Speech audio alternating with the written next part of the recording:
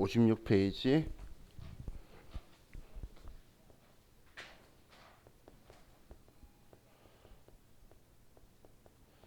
자, 이 현금성 자산이라는 건 계정 과목이 아니라 분류예요. 좀 작은 우리 통합 구분 분류 정도로 생각을 하시면 되는데, 이 현금성 자산이라는 걸 그럼 우리가 공부하는 이유는 실기에서는 얘가 언급이 안 나오고 이론에서는 문제가 나와요. 그리고 우리 실기가 아니라 실무적으로 우리가 일을 할 때 여러분들이 세무사 사무실에 있던 회사의 회계 담당자로 있던 은행에서 대출을 이제 받으려면 재무제표라는 걸 이제 제시를 해야 되는데, 그 재무제표를 우리가 작성할 때 제출용으로 할 때는 보통 예금이다, 당좌 예금이다 이런 계정 과목 안 써요. 거기에는 현금 및 현금성 자산으로 해서 그냥 분류해서 한 번에 뭉쳐가지고 작성을 해서 줘요. 그럼 실무적으로 저 구분이 어떤 구분인지를 알아야지 여러분 실무적으로 알 수 있겠죠. 그래서 분기할 때 사용하는 계정 과목이 아니고 얘는 그냥 재무제표 작성할 때 쓰는 분류인데, 그 내용을 알아야 되기 때문에 시험에서도 질문을 하는 거고 여러분 실무에서는 보시게 되는 분류다라고 보시면 돼요. 자, 그럼 이 현금성 자산은 얘는 기준이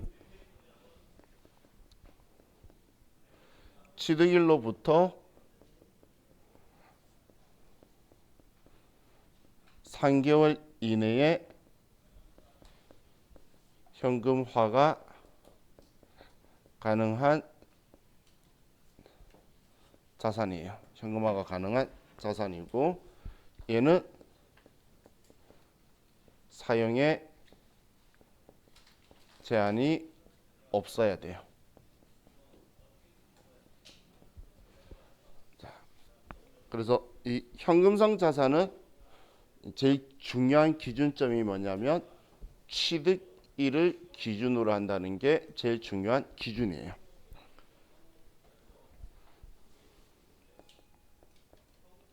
그럼 참고로 우리 취득이라는 건 얘는 우리 회계 담당자 기준에서는 장부에 기록하는 걸 취득이라고 하는 거예요. 그럼 장부에 기록한 날로부터 3개월 이내에 현금화할 수 있는 걸 우리는 현금성 자산이라고 하는 거지, 보유를 하고 있다가 3개월 이내로 만기가 도래되었다 그렇다고 해서 우리가 현금성 자산이라고 하는 게 아니라는 거예요. 자, 예를 들어서 우리가 정기예금에 가입을 하는데,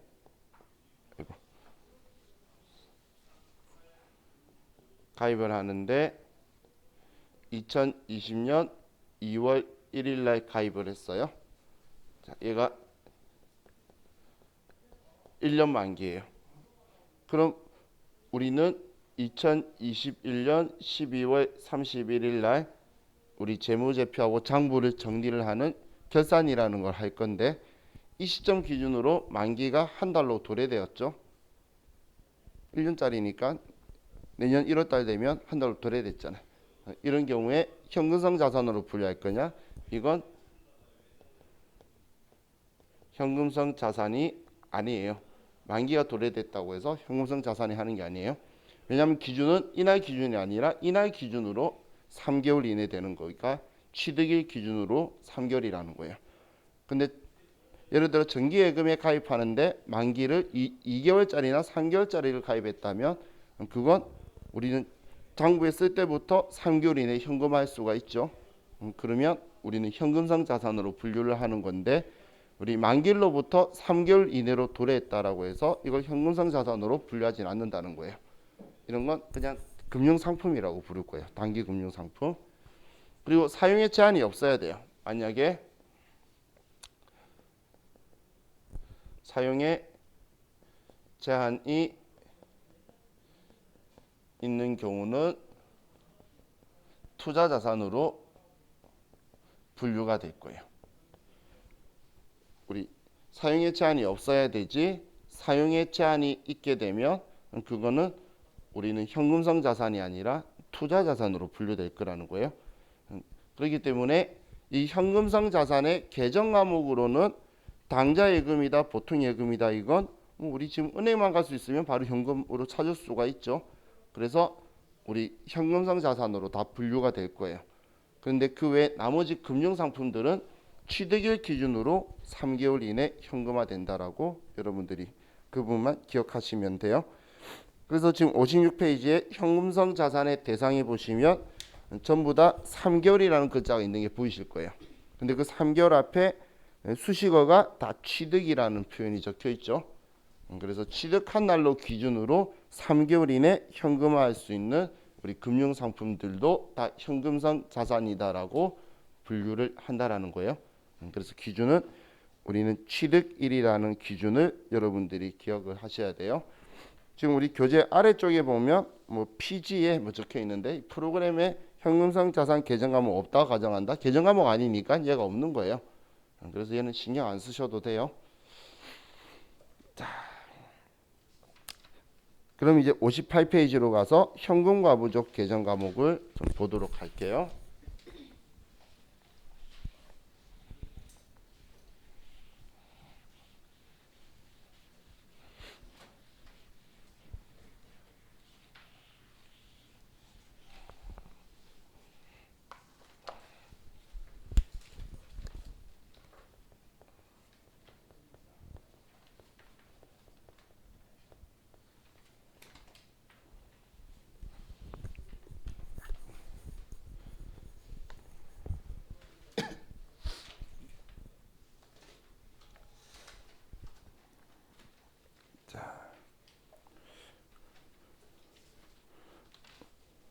이 현금과 부족이란 계정 과목은 얘는 현금 시제 맞추는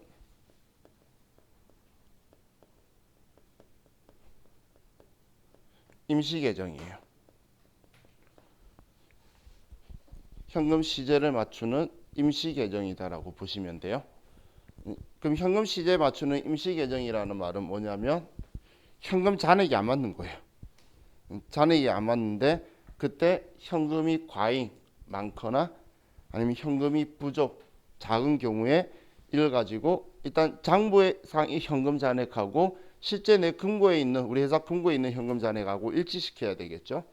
그래서 그때 사용하는 일시적으로 맞추기 위해서 사용하는 임시 계정인데 얘는 임시 계정이기 때문에 얘는 결산 때 없애야 돼요.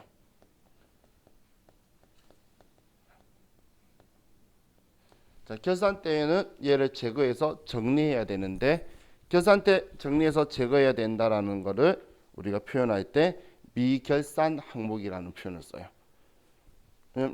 결산하기 전까지 이제 우리 그냥 결산하는 걸 12월 31일에 한다라고 이제 전제를 할게요. 그럼 12월 31일까지는 이 돈이 안 맞는 걸 찾아내야 된다는 거예요. 근데 그때까지 못 찾아내면 돈 부족했으면 손해고 남았으면 그냥 어디선가 들어왔겠지 하고 이익 처리하고 끝내버리지 우리 재무제표상에는 이 계정 과목이 있으면 안 된다는 거예요. 외부 이용자한테 돈이 부족했으면 우리가 이만큼 손해봤다고 말해야 되지 아직 돈 시제 못 맞췄어요 이렇게 보여주는 건 적절하지 않다는 거예요. 그래서 얘는 우리 기준에 현금의 잔액이 안 맞을 때에 사용하는 임시 계정인데 자 그럼 예를 가지고 자 예를 들어보면 자, 우리 장부상의 현금 잔액과 그리고 실제 현금 잔액을 가지고 봤을 때 장부상의 잔액이 실제 잔액보다 더 커요. 자, 그럼 돈이 현금 시제가 돈이 부족한 거예요? 많은 거예요?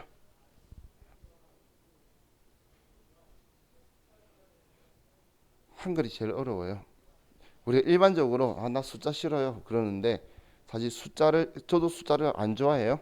그런데 숫자를 수업하면서 한 번씩 쓰는 이유가 숫자 보면 이해가 더 빨라요. 자 보면 내 장부에는 예를 들어서 1,000원인데 실제 800원 있대. 자 그럼 부족해요? 아니면 돈이 많아요? 보자마자 부족하다는 느낌이 들죠. 그래서 정말 신기한 게 숫자는 싫은데 숫자로 보면 금방 이해가는 것들이 있어요. 근데 실제로 이게 문제로 나왔을 때 제일 많이 어려워하는 게 문제는 숫자로 안 주거든. 그럼 글자로 보고 있으면 200원 차이 난다고 앞에 적혀 있는데 차이 200원만 알려주고 앞에 글 보면서 실수하는 게 도대체 부족하다는 건지 많다는 건지 파악이 안 돼요. 한글을 잘 봐야 돼요. 그럼 생각을 하면서 200원 차이인데 하면서 숫자를 써보면 좀 이해가 더 잘 갈 거예요. 자, 그럼 지금 이런 상황을 뭐라고 하냐면 자, 문제 부족한 경우예요. 자, 지금 돈이 부족하다는 건 어딘가 현금이 나갔는데 내가 그걸 몰라서 장부에 안 썼다는 이야기겠죠. 그죠? 그럼 우리는 항상 실제 값이 메인이에요. 실제 값에 우리 장부 금액을 실제 값으로 맞춰주는 거예요. 돈이 부족하다고 내 금고에 내 돈 집어넣어서 장부랑 맞추는 게 아니고 내 장부를 실제 값으로 맞춰주는 거예요. 지금 어딘가 돈이 나갔겠지. 그 원인 찾으면 되는 거지. 돈이 부족하네 해서 어딘가 돈을 가져와 넣는 거 아니라는 거예요. 항상 모든 건 실제 값에 맞춰서 장부를 움직일 건데 그럼 돈이 어딘가 나간 거니까 장부상의 현금 200원을 줄여서 800원으로 만들어야 되겠죠. 그럼 일치하게 될 거잖아요. 그럼 장부의 현금은 자산이니까 차변에 1,000원 적혀 있을 건데 그걸 800원으로 만들 거면 반대쪽인 대변에 현금으로 200원을 줄여야지 800원이 되겠죠. 그래서 부족한 경우에는 이제 대변에 현금 200원이다 이렇게 쓸 거라는 거예요. 자, 그럼 지금 돈이 나갔으면 우리는 분계 원리는 거래 이중성으로 반대쪽에 그 이유를 계정 과목으로 쓰면 분계가 완성되는데 지금 모르겠잖아. 그래서 찾겠습니다라는 성격으로 차변에 현금 과부족이다 200원 이렇게 적어둘 거라는 거예요. 그래서 임시 계정이라는 거예요. 그다음 메인은 당연히 현금의 자산을 가지고 해야 되죠. 얘가 부족하다는 건 어디 나갔네 라고 해서 현금 나갔어 라고 쓰는데 그 반대쪽에 지금 원인 모르겠잖아. 그래서 찾겠습니다라는 의미로 현금 과부족이다라고 써둘 거라는 거예요. 자, 이랬다가 만약에 원인을 밝혔어요. 저녁에 직원들이 야근을 해서 그냥 야식비로 피자 사주고 그리고 현금 지급했는데 우리가 내가 깜빡하고 영수증 처리 안 했을 수도 있겠죠. 그럼 원인을 밝히면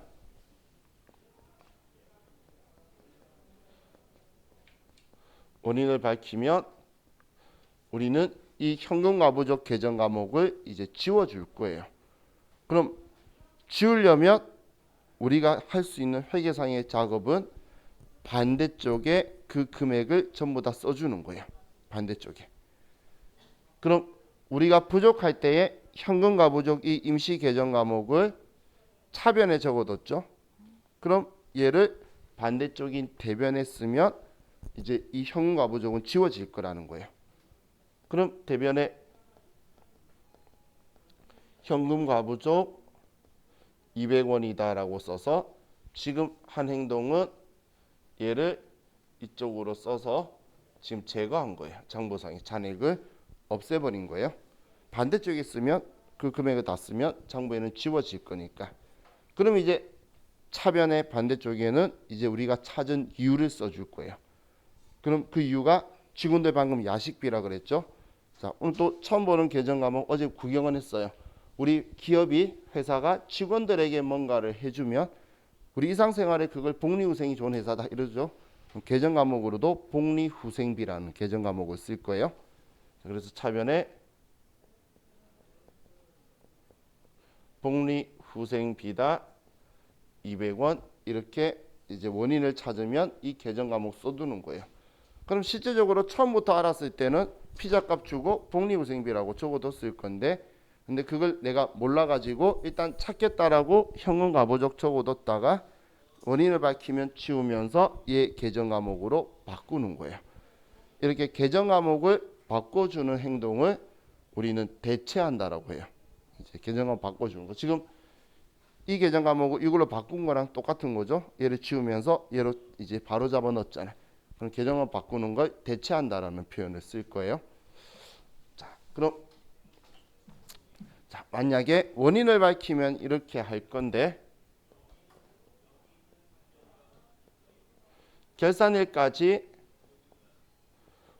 원인을 못 밝힌 거예요. 계산일까지 원인 불명. 그럴 수도 있겠죠. 우리가 지금 200원이 부족한데 도대체 결산일까지 원인이 뭔지 모른다면 자, 이건 미결산 항목으로 결산 때까지 원인을 이렇게 밝혀내야 되는데 못 밝힌다면 우리는 장부상에 이 기록을 지워야 돼요. 외부 영자한테 우리가 현금 잔액 못 맞췄어요 라고 알려주는 건 말이 안 된다는 거예요. 그럼 얘 지우기 위해서 대면에 현금 과부족이라는 계정 과목을 쓰고 얘를 지금 지우려고 쭉 쓴 거예요. 자, 그리고 차변에는 그럼 지금 200원 부족한 게 뭐 잃어버렸거나 어디 썼거나 그런 거죠. 그럼 나한테는 지금 손해가 입은 거잖아요. 그럼 우리 회계에서는 크게 중요하지 않는 그런 사항을 앞에 잡자를 붙일 거예요. 그래서 얘는 잡손실이라는 영업외 비용으로 계정 과목을 처리하게 돼요. 지금 돈이 부족했는데 원인 못 밝힌 거니까 부족한 만큼 손해 본 거죠. 그래서 잡손실이다라고 처리할 거고 이 잡손실 계정 과목의 성격은 900번대인 영업외 비용 계정 과목이에요. 얘는 영업외 비용이에요.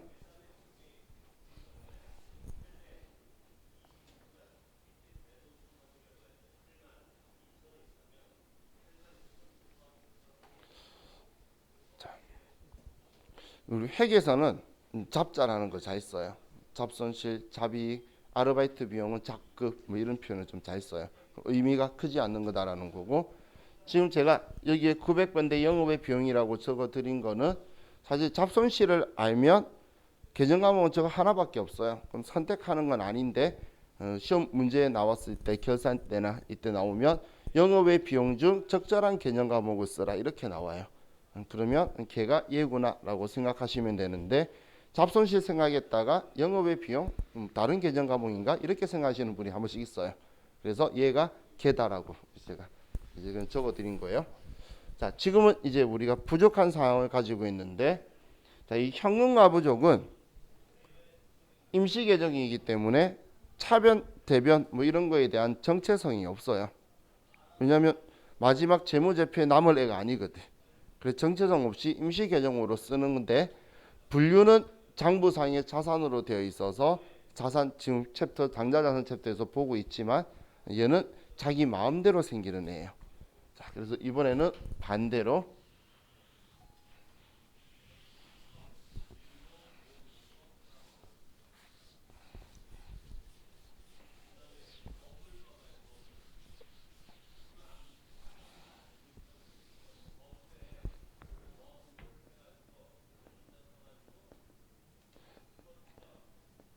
자, 장부 현금 잔액보다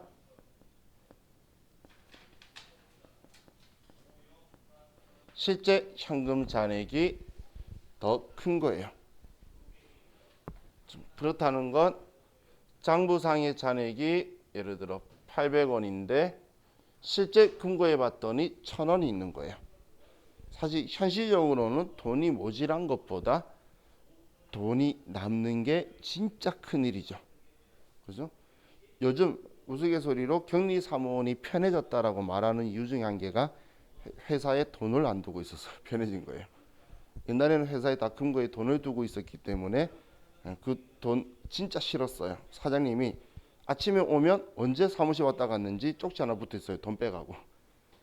정말 싫었어요. 그 돈은 또 돌려주나 안 돌려주고 알아서 처리해야 되니까 상상의 나라로 영수증 만들어내고 옛날에는 좀 사무실에 금고에 현금이 있다 보니까 그 또 맞추는 것도 힘들고 그랬었는데 근데 지금은 이제 회사 사무실에 금고가 없는 것도 많죠. 있을 필요가 없으니까. 왜냐면 사무실에 외상 대금 갚으러 현금 들고 오는 사람 없잖아. 그 이상한 사람이죠. 근데 옛날엔 저 입금표 끊어줬어요. 현금 가지고 오면. 그러니까 돈을 금고에 넣어둘 수밖에 없었는데, 근데 그 금고가 1.5톤짜리라서 누가 못 들고 가는 그런 무거운 금고를 사무실에 둬요. 자, 그럼 우리는 어떤 상황이든 간에 장부 잔액을 실제 잔액으로 맞출 거예요. 그럼 지금 현재 돈이 많은 거죠. 이걸 이제 과잉이다라고 표현을 해요. 그럼 돈이 많으면 일단 장부에는 800원 적혀 있는 걸 1000원으로 올려야 될 거잖아요. 그래서 차변에 우리가 현금 200원이다라고 올려주고, 대변에 돈 들어온 이유를 써야 되는데 그 이유를 모르겠는 거예요. 그래서 현금 과부족이다 200원 이렇게 써둘 거예요. 얘는 정체성이 없는 애라 그랬죠. 그래서 계정 과목은 현금 과잉 부족에 그냥 섞어서 합성으로 만든 계정 과목이다라고 보시면 돼요. 부족한 걸 위해서 만든 게 아니고. 자, 그럼 이렇게 우리가 시제 맞추고 찾겠습니다라고 장부에 적어뒀다가 이제 원인을 밝혀요. 자, 원인을 밝히면 이번에 이 현금 과부족 임시 계정 과목을 제거해야 되겠죠. 얘 제거하려면 우리는 반대쪽에 쓰는 거니까, 얘가 지금 대변에 적혀 있으니까 차변에 써줘야 되겠죠. 차변에 현금 과부족 200원이다 이렇게 써서 제거를 해줄 거라는 거예요. 그냥 반대쪽에 쓰면 제거니까 그것만 정확하게 그냥 인지하시면, 이 지우려면 반대쪽에 쓴다. 그럼 처음 어디에 적혀 있었는지만 생각하면 되겠죠. 그럼 다른 거는 처음 어디 적혀 있는지 생각하는 게 편해요. 그럼 자산은 차변, 부채, 자본, 대변이겠지. 근데 얘가 이상한 놈인 거예요. 정체성이 없잖아요. 부족했다면 처음에 장부에 차변에 적혀 있었을 거고, 지금 많았다면 얘가 대변에 적혀 있을 거라는 거예요. 그래서 여러분들한테 조금 고생을 시키는데, 그러다 보니까 사실 기초 계정 과목 같아 보이는데 시험 문제로는 세무위급에 더 잘 나와요. 세무위급에. 자, 그럼 이제 대변에 이유를 쓸 건데, 예를 들어 누가 뭔가를 빌려간 요금을 저한테 주고 간 거예요. 그럼 빌려가다를 임대라고 한다라고 했죠. 빌리는 걸 임차라는 표현을 써요. 그럼 빌려주고 돈 받으면 임대료, 빌려 쓰고 돈 주면 임차료라는 표현을 쓸 거예요. 그럼 얘는 만약 뭔가 빌려준 요금 아니면 월세 던져주고 갔다면 임대료라고 계정 과목을 써줄 거예요. 그냥 반대쪽에 원인을 알면 그 원인을 그냥 우리 계정 과목으로 인지를 해서 써주는 게 분계예요. 원래 이거죠. 그럼 돈 들어왔다, 뭔가 빌려준 대가 요금을 받았다 이렇게 적어두는 거예요. 자, 그런데 만약에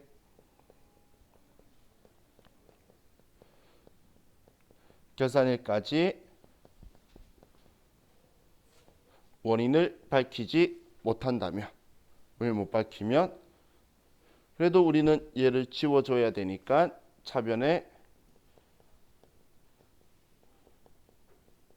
현금 과부족 200원 이렇게 써두고, 그럼 이제 우리는 지금 이 현금 과부족 쓴 거는 어디선가 돈 들어온 거니까 이번에 이익을 본 거죠. 진짜 이익인지 아닌지 모르겠는데 결산일까지 못 찾았으니까, 그럼 나한테 돈이 들어왔는데 나가는 거 없으니까 영업외 수익으로 잡이익이다 라는 계정 과목을 쓸 거예요. 얘도 영업외 수익 계정 과목이겠죠. 얘는 영업외 수익 계정 과목이 되게 돼요.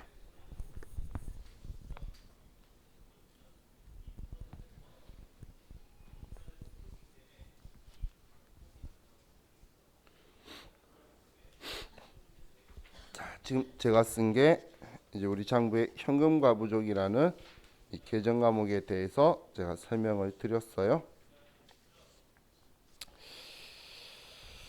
자, 이제 우리 70페이지로 넘어갑시다.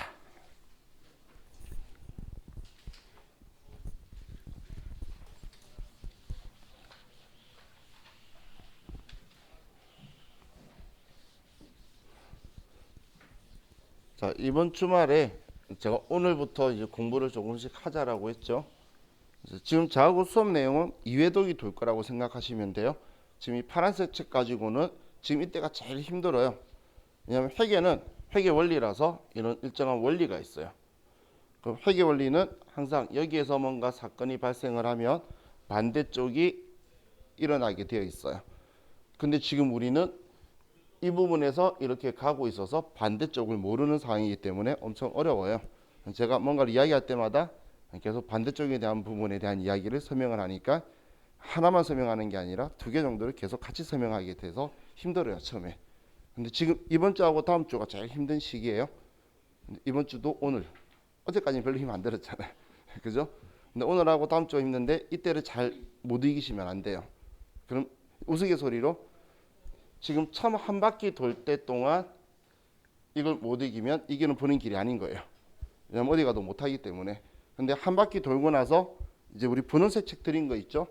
사실 그 책이 훨씬 더 어려운 책이에요. 그런데 다시 한 바퀴 돌 때는 원을 더 크게 이렇게 돌 건데 그때는 이쪽에서 시작해도 이쪽을 알기 때문에 오히려 수책이 특이한 거 나오는 것들이 어렵다 그러지 지금 이야기했던 내용에 대해서는 어렵다고 생각을 안 하게 돼요. 그렇기 때문에 이것도 점점 우리 지금 하고 있는 회계 그 파란색 책도 이점 왔을 때나 이점 왔을 때는 이쪽 반대쪽이 보이기 때문에 점점 정리가 되어 가요. 그래서 초반 부분이 많이 어렵기 때문에 지금은 여러분들이 처음 시작하시는 분들은 많이 어려운 시기예요. 그래서 그 이번 오늘 공부했던 거 보실 때는 이제 계정 과목은 점점 쓰다 보면 익숙해지고 제가 이걸 써야 된다라고 말할 거니까 여러분들이 제가 이걸 차변 대변에 쓰는 원리를 위주로 좀 보세요. 왜냐하면 회계 1급 시험은 분계만 잘해도 합격이란 말 전부 다 해요. 근데 분계할 때 쓰는 계정 과목 물어보는 문제는 한두 문제밖에 없고 그냥 상황에서 누구나 인지할 수 있는 계정 과목인데 그 분계를 차변 대변에 얼마 쓰는지를 몰라서 거의 다 틀리는 문제이기 때문에 계정 과목 선택하는 문제라는 건 한두 개 정도밖에 안 나와요. 보면 이거 공부한 사람이면 누구나 인지할 수 있는 계정 과목들이 문제가 나오기 때문에 그래서 지금 차변 대변의 원리하고 금액이 증가하고 감소하는 원리를 조금 이해하시는 선으로 이렇게 보셔야 되지 막 외우려고 하시면 안 돼요. 우리가 세무 1급까지 공부하는 건 회계 원리예요. 중급 회계, 고급 회계는 우리 CTA나 학교에서 공부하는 거예요. 그렇기 때문에 우리 회계 원리 회계 1급 때 맞춰 놓은 거 가지고 점점 원이 커져가는 거예요. 그래서 그다음부터는 그 원리 선을 벗어나는 게 아니고 이제 이 다양성이 늘어나는 거예요. 뭐 저 회사에서 뭔가 가치를 중요시 생각해. 뭐가 없어졌어. 갑자기 저 회사가 망했어. 이런 식으로 그냥 늘어나는 거지. 뭐 특이하게 다른 게 생기는 거 아니니까. 우리 항상 이 회계 1급 수업할 때가 저도 제일 어려운 게 다음 주 되면 여러분들이 목요일 금요일쯤 되면 좀 많이 힘들어하는 게 느껴져요. 근데 또 컴퓨터 하면 처음에는 기분이 좋다가 그다음 이제 분계에 확 꽂혀요. 근데 분기에 꽂혀가지고 이걸 열심히 해야지 하고 생각할 때 제가 부가가치세 이론을 설명하고 있어요. 그럼 부가가치세 이론 끝나면 또 부가가치세가 섞여 있는 컴퓨터의 장부에 또 분계를 해요. 분계를 하는 이유가 부가가치세 공부하는 이유가 부가가치세를 섞은 분계를 또 하려고 하는 거예요. 그리고 나서 이따가 또 계산을 해요. 결산 분계를 하고 있을 거예요. 그래서 제가 분계가 처음부터 거의 끝인 게 회계 1급은 장부에 기록하는데 이걸 배워야 이제 우리 세무 1급 라이센스에서 이제 부가세 신고하는 정보도 전부 다 장부에 쓸 거고 또 직원들이든 우리 회사 일한 사람이든 누군가한테 돈을 지급하면서 일어나는 거래도 장부에 쓸 수 있고 그래서 세금 신고하는 금액과 장부 금액이 일치하도록 만드는 작업도 기본 베이스가 장부 쓰는 원리를 아셔야 되기 때문에 이거 테스트를 해요. 그래서 우리 저한테 지치시면 안 되고 가급적이면 그날 했던 거 그날 보셔야 되는데 제일 위험한 위기가 다음 주예요. 다음 주. 그리고 우리 또 혹시 우리 중에 선수 학습이 좀 되어 있으신 분도 있을 수 있는데 그런 분들이 제일 조심하셔야 돼요. 왜냐하면 자기가 뭘 모르는지를 모르거든. 그래서 안다 생각했다가 뛰어넘는 경우가 있어요. 그럼 다시 기초적인 부분인데 내가 개념 못 잡았었는데 안다 생각했다 뛰어넘어 버리면 마지막까지 그 부분 말고 다른 부분만 계속 이야기하니까 그게 연결된 부분은 싹 다 안 풀리는 경우가 있어요. 그래서 그럴 때는 내가 선수학습이 좀 돼 있으면 잘 듣는 위주라도 하셔야지 안 빠뜨리게 될 거예요. 자, 그럼 이제 우리 70페이지에 단기 투자 자산이라는 걸 볼게요. 원래 그냥 투자 자산이라고 하는 거는 투자 자산은 우리 비유동 자산 분류예요. 비유동 자산에 투자 자산이라는 분류가 있는데 이 투자 자산이라는 건 우리 영업 활동에 사용하지 않는 자산들이에요. 영업 활동이라는 건 우리 회사를 설립한 목적대로 사업 행위를 안 하는 거야. 그럼 우리 회사가 제조업을 가지고 할 건데 제조업이 은행에 정기예금 가입해서 돈을 받는다든지 이자를 받는다든지 그건 우리 회사가 해야 될 영업 활동이 아니죠. 그래서 자, 그런 것들이 투자 자산인데 그냥 투자 자산으로 분류하면 비유동 자산이라는 거예요. 그런데 이 금융 상품이나 이런 걸 가입한 게 만기가 보고기간 종료로부터 1년 이내에 도래할 수도 있겠죠. 내년에 만기일 수도 있다는 거예요. 그러면 그걸 비유동 자산으로는 분류할 수 없겠죠. 그래서 그걸 당좌 자산의 또 소분류로 단기 투자 자산이라는 분류를 만들어 두고 있는 거예요. 자, 그럼 우리 단기 금융 상품이라고 적혀 있는 건 우리가 일상생활에서 알고 있는 정기예금, 정기적금 이런 것들은 내가 자유롭게 입출금이 가능한 돈이 아니죠. 그냥 해약이다 아니면 유지다 이 둘밖에 없는 거잖아요. 이런 것들이 투자 자산으로 분류되는 건데 만기가 내년인 거예요. 혹은 우리 금융 상품 중에 뭐 CMA라든지 MMF라든지 이런 것들 있죠. 그걸 우리는 단기 금융 상품이다라고 표현을 할 거예요. 자, 그럼 우리 단기 금융 상품이 또 우리가 단기 투자 자산이라고 하지만 자, 71페이지에 단기 매매 증권이라는 개정 과목 있죠. 자, 얘가 우리 시험에 아주 자주 나오는 개정 과목이에요. 회계 1급은 단기 매매 증권으로 시험 문제가 나오고 이제 세무 2급은 단기 매매 증권이랑 또 다른 개정 과목이랑 두 개 섞여서 이렇게 문제가 나올 건데 자, 단기 매매 증권을 보기 전에 그럼 여러분들이 아셔야 되는 용어가 유가증권이라는 표현이에요. 그럼 이 유가증권이라는 이 표현은 증권은 권리가 있는 증서를 증권이라고 그래요. 그럼 유가는 가치가 있는 이란 뜻이에요. 그럼 이 유가증권은 둘로 분류가 되는데 채무증권과 지분증권으로 분류가 돼요. 채무증권과 지분증권으로 분류가 되고 채무증권은 우리 일상생활에서 표현할 때 채권을 이야기하는 거예요. 우리 국공채나 지역개발채권이나 회사채나 이런 걸 이야기하는 거고 지분증권은 주식을 이야기하는 거다라고 보시면 돼요.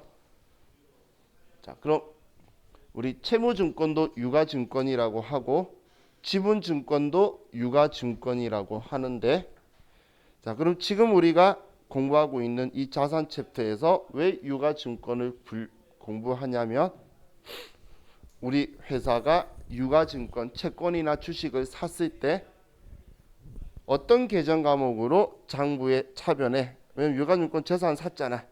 차변에 어떤 개정 과목으로 쓸 거냐라는 걸 결정하는 거예요. 자, 그럼 첫 번째가 자, 우리는 단기매매 증권이라는 개정 과목이 있는데 이 단기매매 증권은 단기 보유 목적, 시세 차익 목적, 그리고 시장성이 있어야지만 단기 매매 증권이라는 개정 과목으로 분류할 수 있는 거예요. 우리가 단기간 보유할 거고 한마디로 그냥 값 오르면 바로 팔 거야 라고 샀고 우린 시장성이 있어야 된다는 건 주식이라면 상장주를 이야기하는 거고 채권이라면 우리는 국공채나 이런 것들은 대한민국 모든 은행에서 사고 팔 수 있어요. 그래서 이 단기 매매 증권은 얘는 채권도 분류가 가능하고 주식도 분류가 가능하다라고 보시면 돼요. 채권을 샀을 때도 단기 매매 증권이라고 쓸 수 있고 주식을 샀을 때도 단기 매매 증권이라고 쓸 수가 있어요.